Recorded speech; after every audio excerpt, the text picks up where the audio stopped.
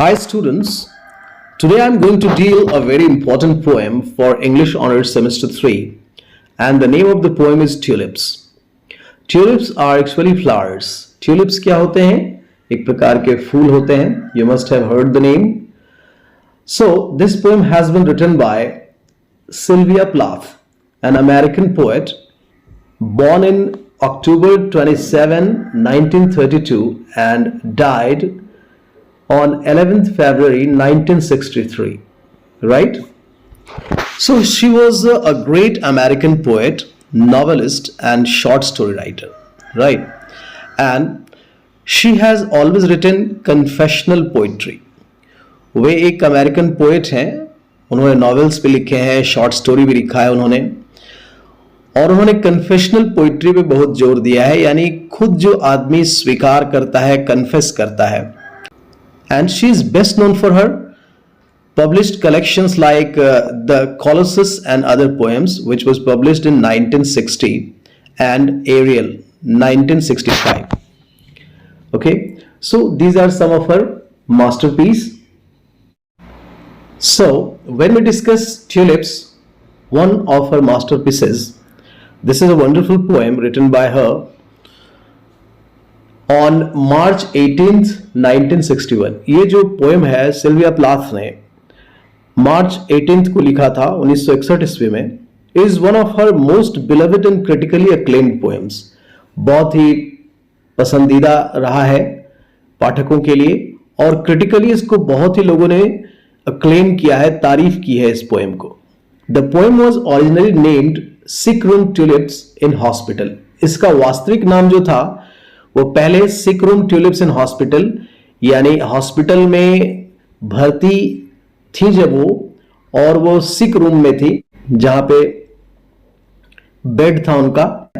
But she later shortened it. बाद में उन्होंने क्या किया, इस कविता को शॉर्ट कर दिया और नाम ट्यूलिप्स केवल रखा. विद इन दिस पीस, इस खास कविता में शी टैप्स इनटू थीम्स. वह बहुत सारी थीम्स को एक साथ रखती हैं that are common in her work, जो कि उनके वर्क में देखने को मिलता है, like death and the pureness of death. मृत्यु और मृत्यु की जो शुद्धता है, सच्चाई है. confinement, कैसे आदमी अकेला पड़ जाता है. and illness और sickness, कैसे बीमारी में आदमी क्या क्या सोचने लगता है. sickness में उसकी मानसिक स्थिति क्या होती है. what is actually the mental condition of a sick person. all these things have been discussed, right? So it was originally published in Ariel. जैसा कि पहले मैंने बताया कि Ariel और The Colossus and Other Poems इनके masterpieces में से एक है. तो ये जो कविता है वो Ariel में पब्लिश हुई थी. Tulips is a first person poem. इसमें उन्होंने खुद के बारे में लिखा है. That is why she is telling I, right? So first person poem इसे माना जाता है. About a woman, it means the poet herself recovering from an appendectomy operation in a hotel room. एक ऑपरेशन इनका हुआ है अपेंडिक्स का. कुछ लोग मानते हैं कि this was a kind of miscarriage, कुछ लोगों का मानना है अपेंडिक्टोमी. सो बेसिकली अपेंडिक्टोमी की ही बात हो रही है यहाँ पे. It is a personal confessional poem. यह जो है व्यक्तिगत कविता है उनकी और वो कन्फेस कर रही है इस पोएम में. So it explores the poets inner most emotions and mental state, जो कि कवि के आंतरिक भावनाओं को दिखाता है ना, और मेंटल स्टेट क्या चल रहा है उनका, ये स्थिति उनकी दिखाई गई यहाँ पे. टेड ह्यूज ने कहा था, उन्होंने कहा था, the poem was written about a bouquet of tulips. एक बुके लेकर कोई उन्हें देता है ट्यूलिप्स फूलों का, और प्लाथ जब इसे रिसीव करती हैं, जब वो रिकवर कर जाती हैं from an appendectomy in the hospital, उसी समय उन्होंने इस कविता को लिखा है. I hope you understand it now. Now we will discuss the poem through text and we will try to understand it also, right? Tulips. The tulips are too excitable. It is winter here. Look how white everything is. How quiet, how snowed in. यहाँ जो है the poem is very interesting कि जो tulips हैं जो उनको भेंट किए गए हैं एक बुके के फॉर्म में, और विंटर का सीजन चल रहा है, ठीक है, and that her hospital room is like winter. White and resembling snow, दीवारें जो है बिल्कुल सफेद हैं, and that the newly arrived tulips are too excitable, और उनको जो भेंट दी गई है ट्यूलिप्स के बुके को, वो बहुत ही एक्साइटेबल है फॉर सच वाइटनेस। ऐसे सफेद कमरे में ये ट्यूलिप्स जो है बहुत ही कंट्रास्टिंग कलर का है।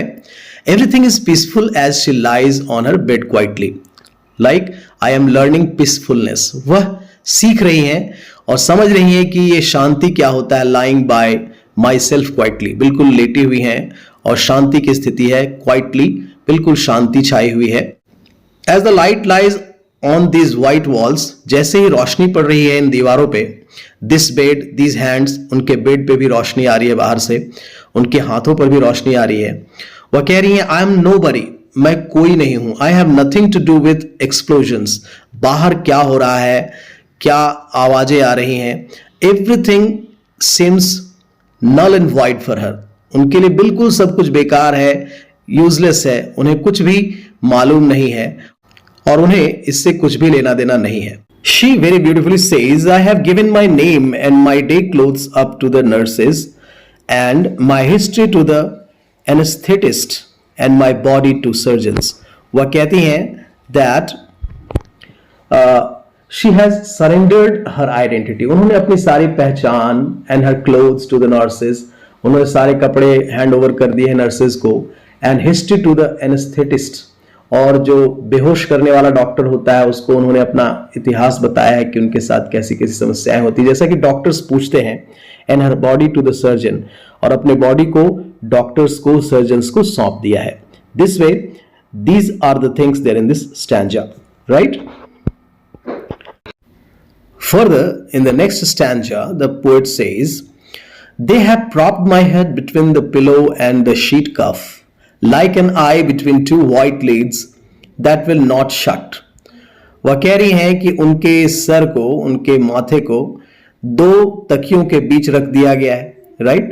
The hospital staff has propped her body up between the pillow and the sheets, ठीक है, तकियों के बीच में रख दिया गया उनके सर को, which she equates to being like an eyeball between the two lids and that can not close. ऐसा लग रहा है कि ठीक उसी प्रकार जैसे कि दो आई लीड के बीच में आंखें जैसे होती हैं, उसी तरह से, उसी प्रकार तकियों के बीच में उनका सर जो है वो आंख की तरह है, ठीक है, और जो बंद नहीं हो पा रही हैं, दैट विल नॉट शट, जो कि बंद नहीं होंगी।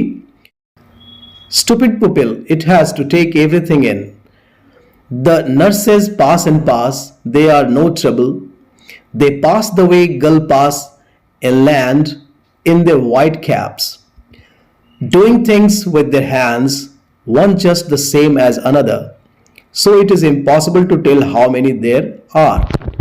यहाँ पे हॉस्पिटल के सीन को दिखा रही हैं, अपनी पुतलियों के बारे में, आंख के पुपिल के बारे में कह रही हैं कि ये स्टूपिड है, बेवकूफ है, इनको सब कुछ देखते ही रहना है, right. She says that she cannot avoid everything even though she wishes it actually, तो otherwise she does not want to see anything, लेकिन उसकी आंखें जो हैं वो खुली की खुली हैं और उन्हें सब कुछ देखना ही पड़ रहा है। नर्सेज जो हैं इधर उधर गुजर रही हैं, the nurses come in and out of her room but they do not bother her, इससे उनको कोई फर्क नहीं पड़ रहा है, ठीक है।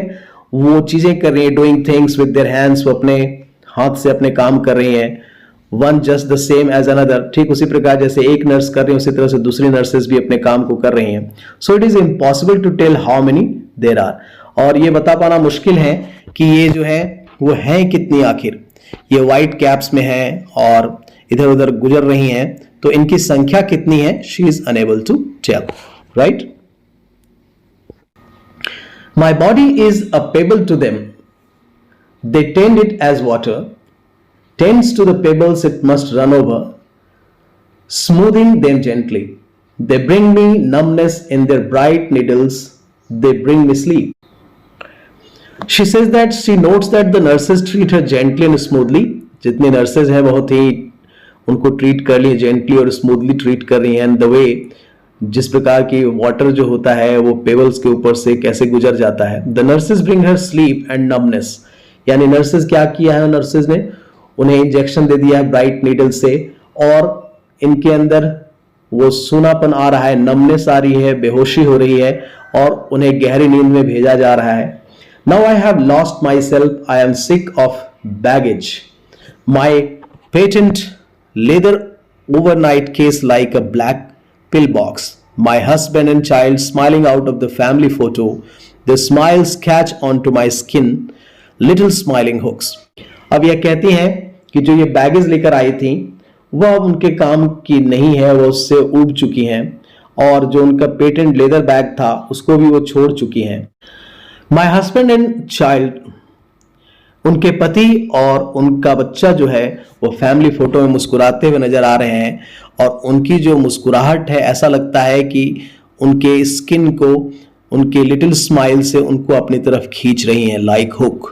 ठीक है, अपने तरफ उन्हें खींच रही है जैसे कि कोई हुक अपनी ओर किसी चीज को खींचता है. Right. I have let things slip, a 30-year-old cargo boat. Right.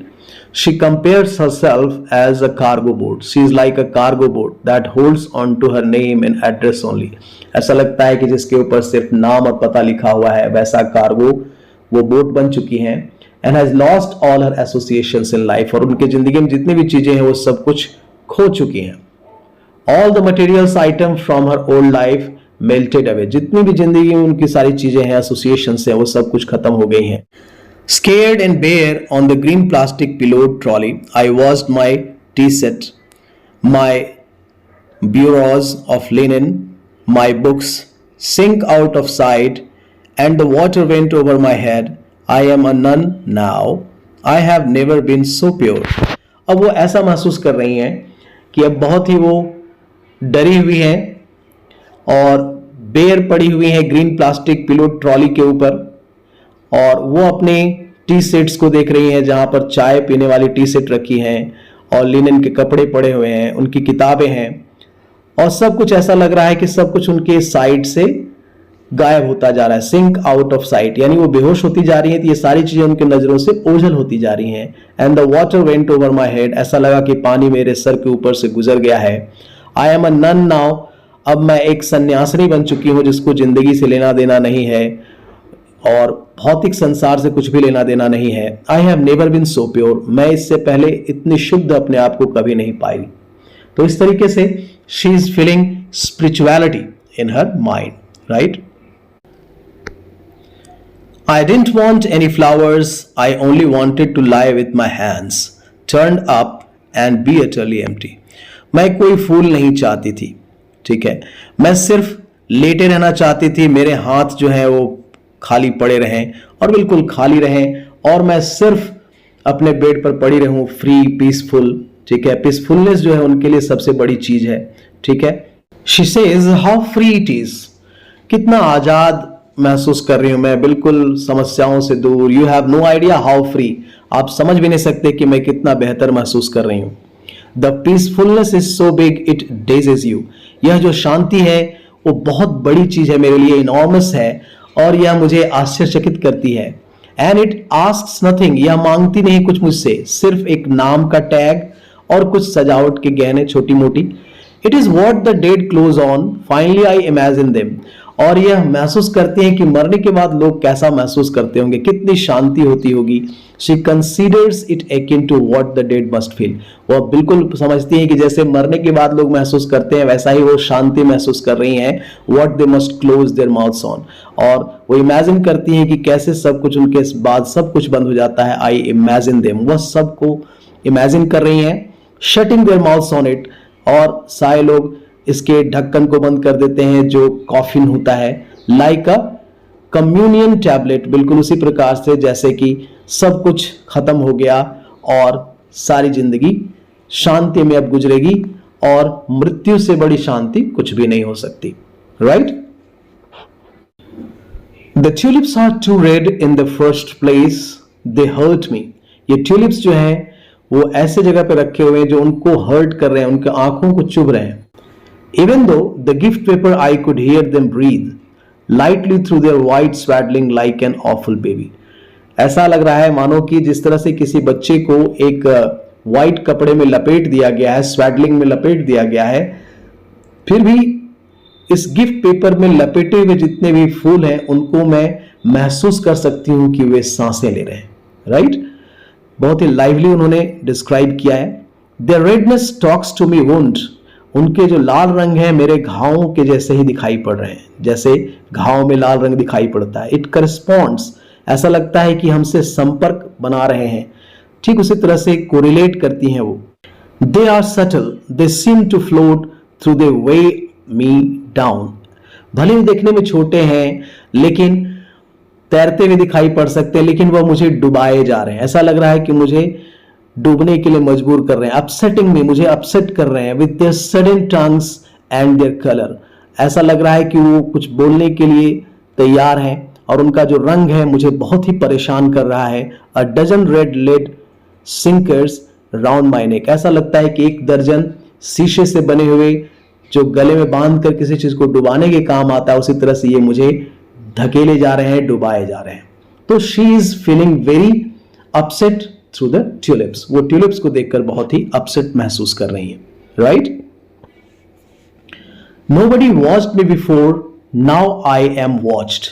The tulips turn to me and the window behind me, where once a day the light slowly widens and slowly thins, and I see myself flat, ridiculous, a cut paper shadow between the eye of the sun and the eyes of the tulips, and I have no face.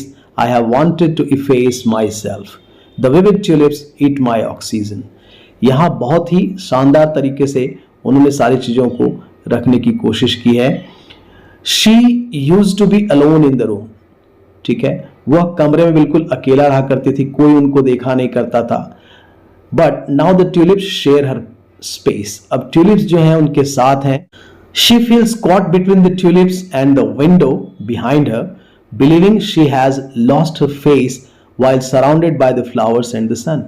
ऐसा लग रहा है कि वह खिड़की और इन फूलों के बीच फंस चुकी है, ठीक है, और जो रोशनी कभी आया करती थी वह भी बंद हो चुकी है और यह बिल्कुल पतली होती जा रही है। And I see myself flat, बिल्कुल फ्लैट अपने आप को पा रहे हैं। रेडिकुलस, ऐसा लगता है कि मजाक की वस्तु बन गई हैं। अ कट पेपर शैडो, बिल्कुल एक पेपर के शैडो की तरह है वो।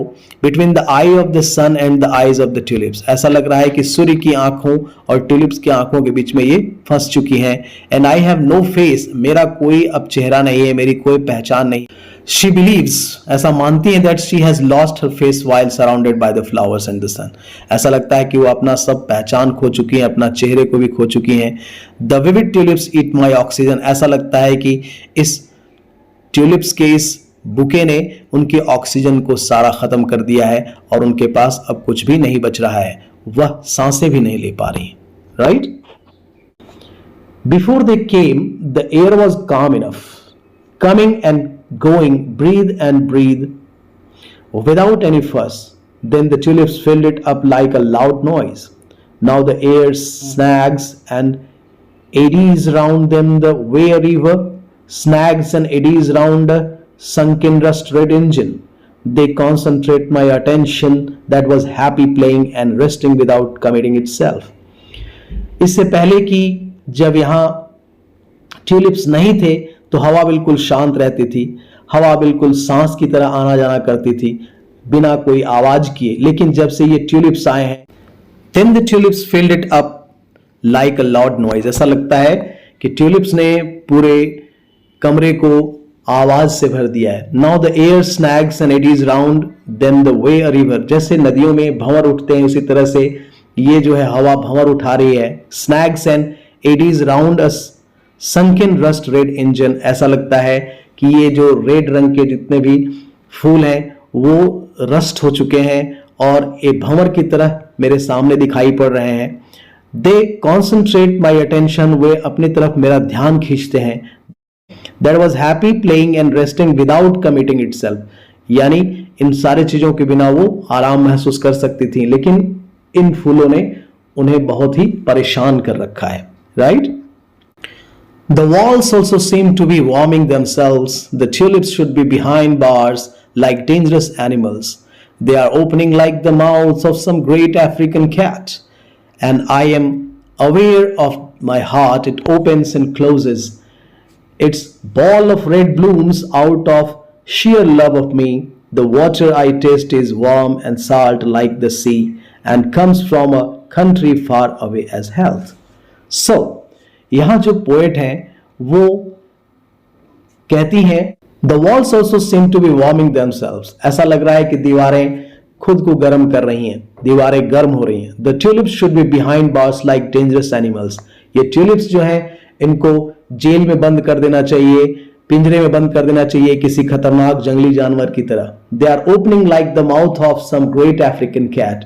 इनके जो खुले हुए मुंह हैं किसी अफ्रीकन बिल्ली की तरह दिखाई पड़ रहे हैं. And I am aware of my heart. मैं अपने हृदय को जानती हूं. It opens and closes its bowl of red blooms out of sheer love of me. ऐसा लगता है her heart opens and closes on its own, keeping her alive because it loves her. उनका हृदय जो है खुद बंद हो रहा है, खुल रहा है, ऐसा लग रहा है. And I am aware of my heart, it opens and closes its balls of red blooms out of sheer love of me.